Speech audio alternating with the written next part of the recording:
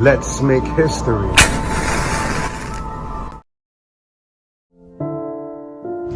Co-op City was built on a swamp, but much of New York City was. It was an amusement park called Freedom Land, USA from 1960 to 1964. Then they began building Co-op City, the apartment complex. Basically some socialist Jewish people from the Lower East Side that started an organization to put this together. They were using the last bit of Mitchell Lama funds they had to do this project, but it will be the biggest one. Second biggest is Rochdale in Queens. Co-op City is the biggest co-op apartment complex in the world. Over 15,000 apartments.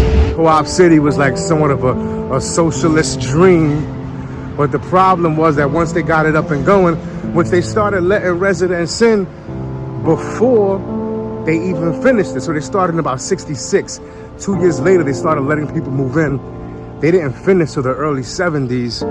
And so the co-op in Co-op City is an abbreviation for cooperative, as in the residents actually own it and control it, you know, which goes back to, again, it was built with socialist aims. Turns out that many of the people that were in the initial organization, they were also in the cooperative, meaning the group of tenants, which is called River Bay, the group of tenants that are making the decisions for the property. So they were basically acting as part of the cooperative as well as the owners, and just basically treating the cooperative as tenants, but making it appear as if they had control.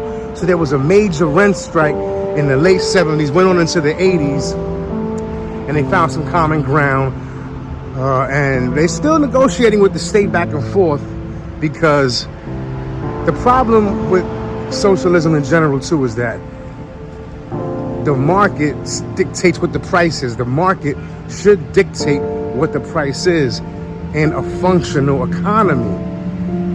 With socialism, they want to leave prices or rents the same regardless of the market, but the market fluctuates, so you have to change prices at some point.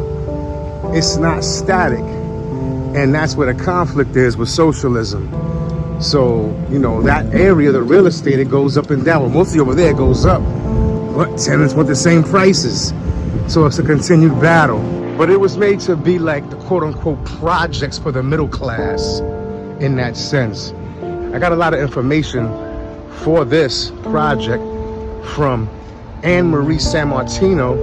She did an interview. She has a book. I haven't read her book yet about the history of Co-op City, an entire book. And she did an in-depth interview explaining the story that she's telling, that the journey that Co-op City has been on, the area and the residents that have lived there for all these years now.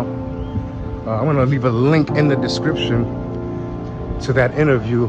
If you're watching this on TikTok or Instagram or anywhere else, X, you're going to have to go over to YouTube to find that link, which is in the description box. And don't forget to share, like, and subscribe while you're there. I'm a history professor. My training is actually in German history, but I grew up in Co-op City. Really, if you'd asked me when I was growing up, I never would have said I wanted to work on Co-op City, but it was living in Berlin. You know, I talked to Germans and they'd always ask me where in New York I was from, and I found myself comparing Co-op City a lot to these like housing developments in East Berlin. And then at some point, after making that comparison like 1,000 times, I started wondering, like, why is it that Co-op City does look like these housing developments in East Berlin? And that prompted me to start researching really the urban planning around Co-op City, really what much of what makes up the first chapter. And I expected there to be a book on Co-op City that I could just there may be some writing on it, but not on the history of it. Not like right.